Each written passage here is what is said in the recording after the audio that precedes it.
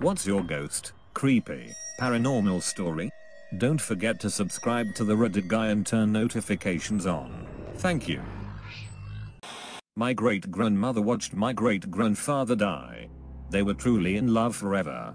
After he died, she woke up every morning and said, "Damn it," because she was ready to pass away.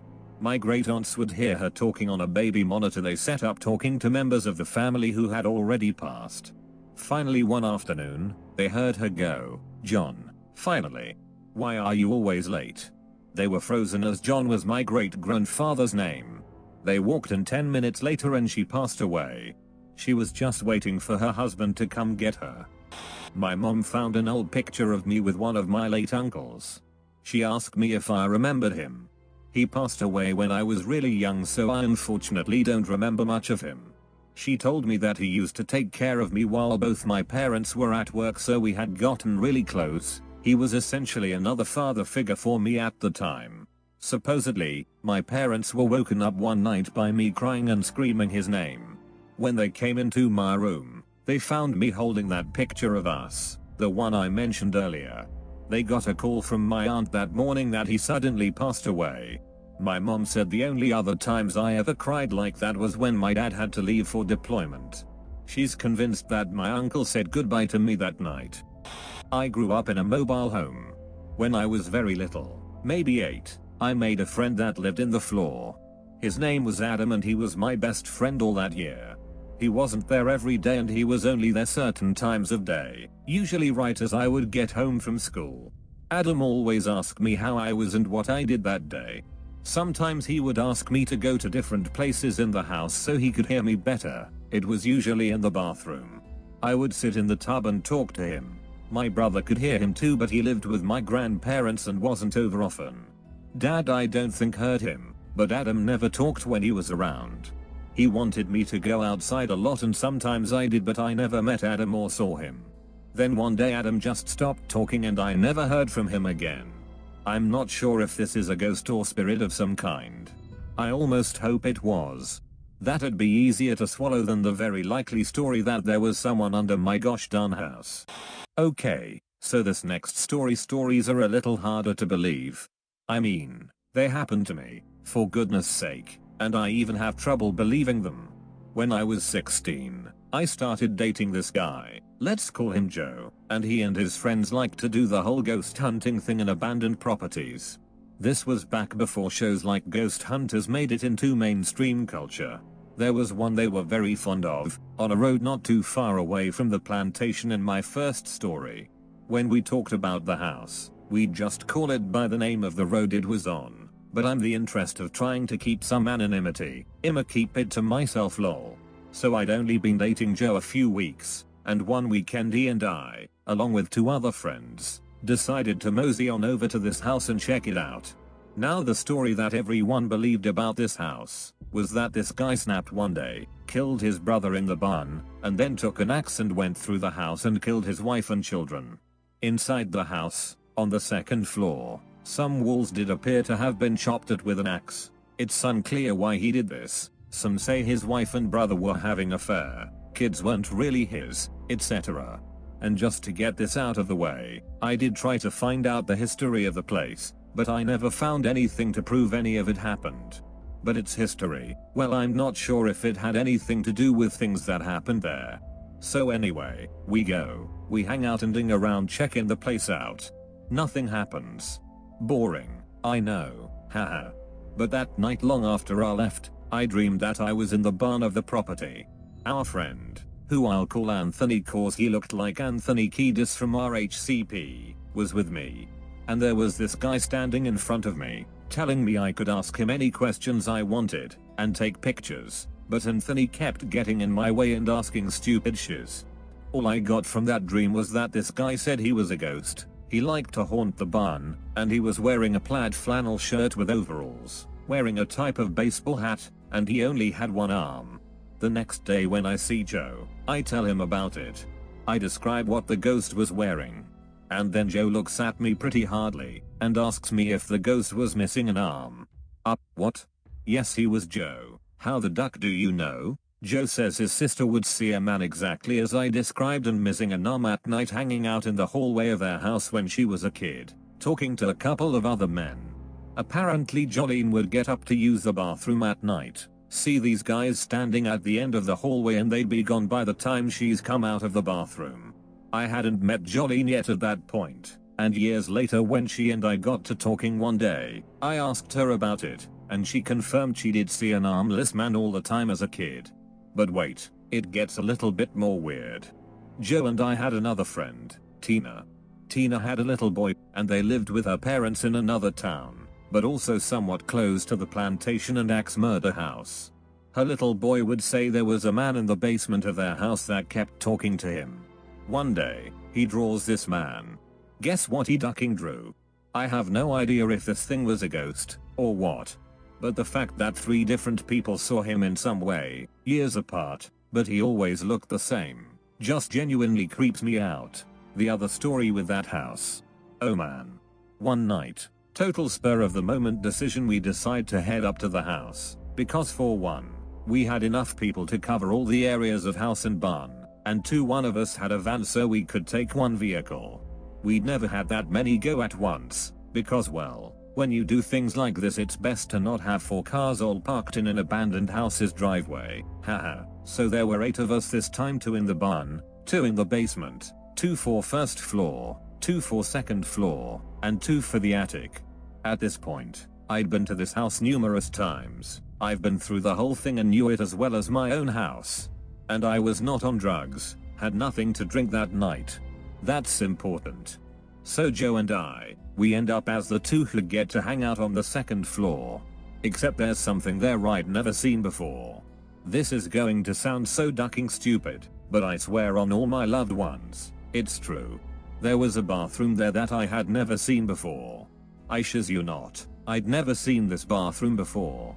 And it connected between 2 bedrooms, and it was big with a giant claw-footed tub. It would be really ducking hard to miss, you know?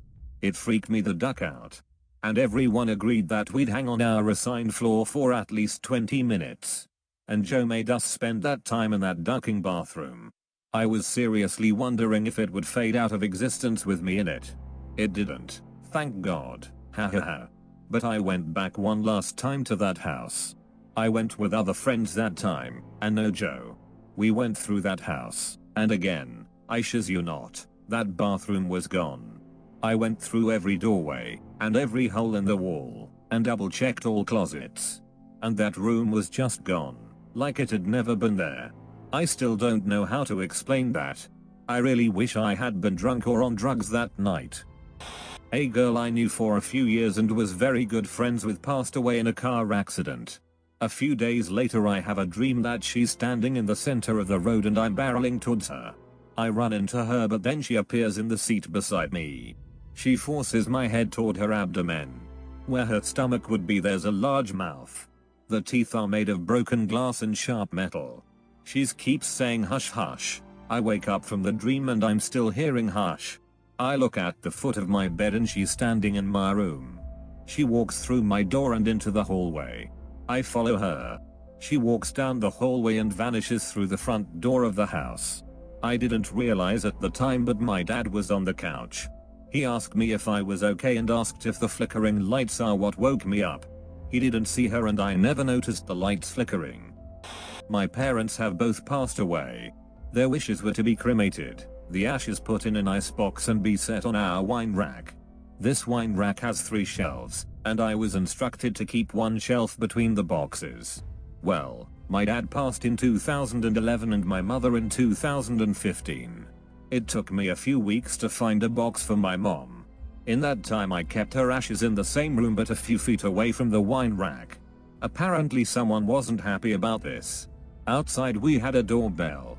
Every single night at 3 AM it would begin ringing and wake me up. I took the button portion inside so nobody could push it. Still would ring at 3 AM. Took the batteries out, still rang at the same time. Broke the whole thing apart, still rang. Our phone began to call itself and displayed my mom's name on the caller ID. Even though the bill was in my name. My dad's guitars hung on the wall next to this wine rack. The strings started breaking, one every few days. All of this stopped as soon as I got my mom a box and put her in the correct spot. None of it has happened since. I have zero intention of moving these boxes, and if I have moved to a new house they will be transported together, with something acting as a divider between the two of them. Why do you think they wanted to be divided? Were they divorced? They were not divorced. Loved each other very much but were very opposite people. So being too close for too long of a time period inevitably led to some fight or another. I am the youngest of two older brothers. My middle brother had passed away in 2005 and one of my cousins had given birth to a boy a few years later, so he's never seen or heard of my brother before. Fast forward a few years more when the boy is old enough to talk, I think like 5. I guess my aunt was telling my mom that her son has an imaginary friend that he's been talking about named Michael. Now both my aunt and mom played it off as a kids will be kids sort of thing. That was until my aunt began explaining this imaginary friend and how it had some coincidental things that directly related to my brother. First, this Michael would wake up the boy at night wanting to play basketball. Kid didn't mind cause he liked basketball too, but it was in the middle of the night. Secondly, Michael tells him he has an owie and points to his throat. I'll get back to this later. Then the trippy part comes when my mom went to visit my aunt. She was sitting at the couch watching TV while my cousin and her son walked in. Her son was hesitant at first and then walked back to his room. My cousin went to my mom and told her he was being shy cause he told me that is Michael's mom. I was then told if you show him a photo of my brother he points to it and says, "That's Michael." Even when I went to their house the boy did the same thing, and this time the cousin said, he whispered to me saying that's Michael's brother. Here's the kicker, my brother's name is Travis Michael, last name redacted. He liked to play basketball in high school and he died from a freak accident at the San Luis Obispo sand dunes while riding an ATV. It shattered his Adam's apple and basically suffocated. This happened about 8 or so years ago around Thanksgiving at my grandma's house. Everyone was asleep except for me. The only people in the house were my grandparents, my mom, brother and I, no one else. This is key. I was on the computer because I couldn't sleep. I turned on a small TV to watch Adult Swim while I browsed the internet. At around 4:30, I started getting a chill up my spine, and I heard some children laugh. Distinctly the voices of a little girl and boy. I know I'm all by myself, as far as being awake, so I turned to look at the TV and it was in the middle of an Inuyasha fight sequence, so there's no way the laughter was coming from that. I checked the computer sound settings and I had every possible output muted, so it wasn't that either. I sat there confused for a few moments while the giggles of the two children were playing in the background. I figured maybe the radio in the kitchen was on. It was digital, so maybe it just came on for some reason or it had a timer. I got up, and I kid you not, as I was walking to the door, with each step, the laughter grew louder. From giggling to guffaws to hard laughter. Once the guffaws started, I started to hear a baby cry as well. What's going through my mind now is, what the duck kind of radio show is this? And I just took 3 steps. Nowhere near the door. I took a few more steps and the laughter turned hysterical, if not maniacal. The baby's cries turned to screams and wails, as if it were in pain.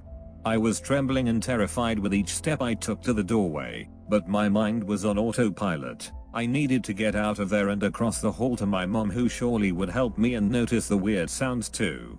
The last couple of steps increased the laughter and crying to an almost deafening decibel.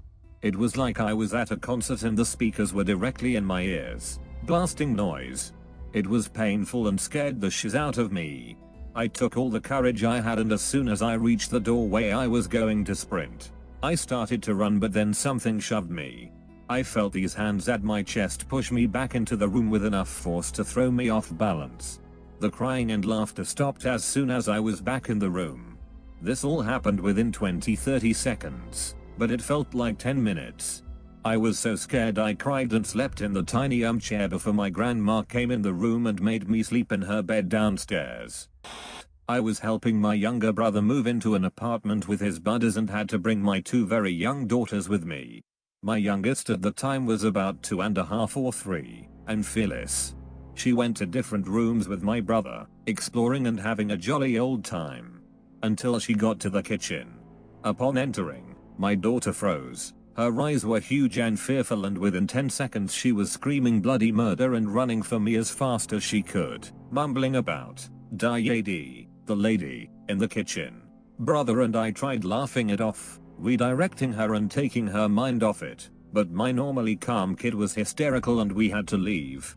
She told me in bed that night the lady had red eyes and was scary. If you knew my daughter you'd understand how unlike her all this was. She was 100% convinced that she saw a lady just standing in the kitchen, and still to this day, 7 years later, she swears she did. I don't believe in ghosts or what have you, but her reaction made us question that. There is a place called Meadowbrook Manor in Rochester Hills, Missouri, my hometown. It's on the campus of Oakland University. It was owned by the Dodge family and quite a few people have died there, including young. My buddy worked there 4 years and my wife hosts events there. I even proposed to her on the property. The house is both beautiful with stuff like secret staircases through bookshelves, but it's also very creepy. There are a few known ghosts, including Caramel Apple Girl. The story is she is a young, quiet ghost that lives in the house and holds a caramel apple with peanuts. Numerous people have claimed to see her, including my best friend who is a no bullshit guy who would never tell anyone. He was cleaning up at the end of an event there and he saw a girl on the staircase eating a caramel apple. He asked her, "Are you okay?" and she said she was lost. My buddy said, "Hold on, we'll find your parents, so come on down." He turned to grab a phone for a moment and turned around and she wasn't there. He checked the stairs and the peanuts were there. He and a few others roamed the house looking for the girl. He called me and I drove over real quick because I thought this was awesome. After another 30 minutes of searching we finally called the police and the employees locked the place up. When we were on the side of the house chatting with the university's police officers, a light turned on in one of the bedrooms and we immediately freaked out because that house had been searched for hours. My buddy looks at the two cops and they look at us and we're all figuring out who's going to do what. The cop starts walking over, stops, looks at us and says, "Duck that," because he had heard the stories. He called in a bunch of backup before searching and apparently there were no peanuts on the stairs when they went in.